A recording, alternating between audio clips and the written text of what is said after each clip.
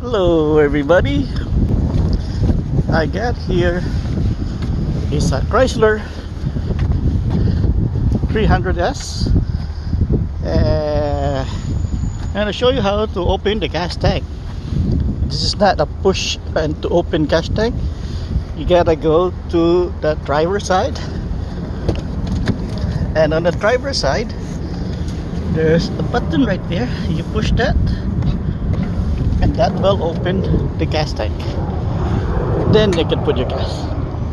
Alright, so that's how you open the gas tank for a Chrysler 300s. Alright, so if you like this video, please like and subscribe. I hope this helps. Thank you for watching, and I'll see you next time. Goodbye.